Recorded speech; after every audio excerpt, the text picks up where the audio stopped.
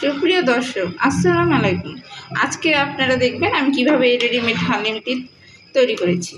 ভিডিওটি দেখার জন্য সাথে থাকুন। ধন্যবাদ।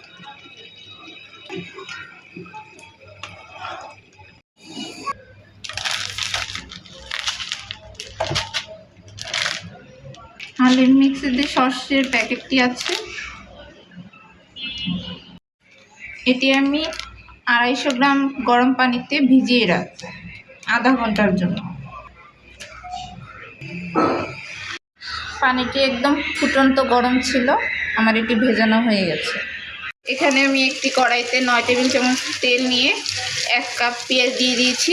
এবার এই পেঁয়াজগুলোকে ভেজে আমি লাল করে নেব। এখানে আমার পেঁয়াজ বেরেস্তা হয়ে গেছে। এবার আমি এখান থেকে অর্ধেক পেঁয়াজ তুলে রাখবো। বাদ বাকি পেঁয়াজে আমি দিয়ে দেব 1 কাপ পরিমাণের পানি, আধা চা চামচ পরিমাণের হলুদ, আধা চা চামচ পরিমাণে ধনিয়া গুঁড়ো, আধা চা চামচ পরিমাণে জিরা গুঁড়ো, আরও দিয়ে দিয়েছি 1.5 টেবিল চামচ পরিমাণের রসুন বাটা, 1.5 টেবিল চামচ পরিমাণের আদা বাটা। এবার এটাকে আমি ভালো করে মিশিয়ে নেব। এরপরে আমি দিয়ে দেব প্যাকেটে থাকা হালিমের মশলাটি।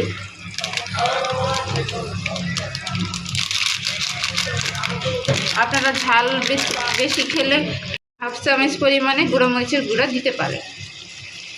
আমি ঝাল কম খাই, তাই আমি গুঁড়ো মরিচ দিই। এইভাবে কষানো হয়ে গেলে এবার আমি মাংসগুলো দিয়ে দেব। আমি এখানে হাড়যুক্ত মাংস নিয়েছি, আপনারা চাইলে শুধু মাংস নিতে পারেন হাড় ছাড়া।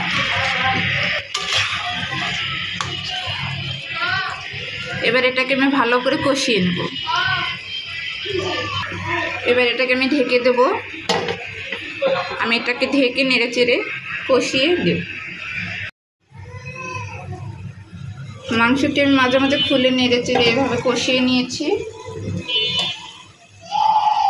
আমার এখানে কষানো হয়ে গেছে।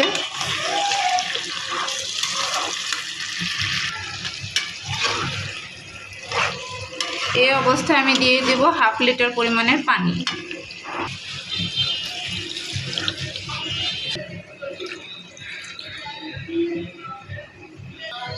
এবার আমি এটাকে মিডিয়াম হিটে সিদ্ধ করে দেব। ঢাকা দিয়ে দেব। মাংসগুলো সিদ্ধ হয়ে গেছে। এবার এতে আমি ভিজিয়ে রাখা শস্যগুলো দিয়ে দেব।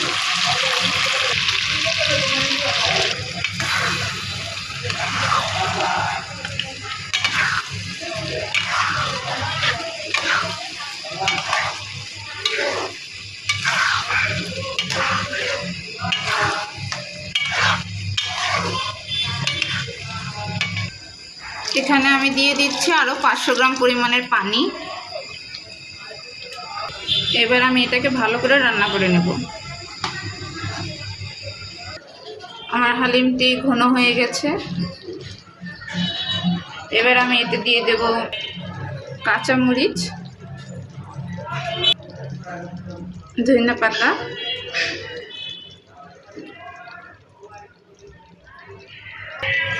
আর দিয়ে দেব পেঁয়াজ বেরেস্তা।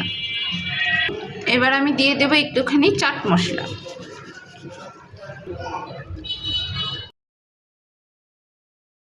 আমার হালিম রান্নাটি হয়ে গেছে। ভালো লাগলে আমাদের চ্যানেলটিকে লাইক অ্যান্ড সাবস্ক্রাইব করবেন। পাশে থাকার জন্য ধন্যবাদ। আল্লাহ হাফেজ।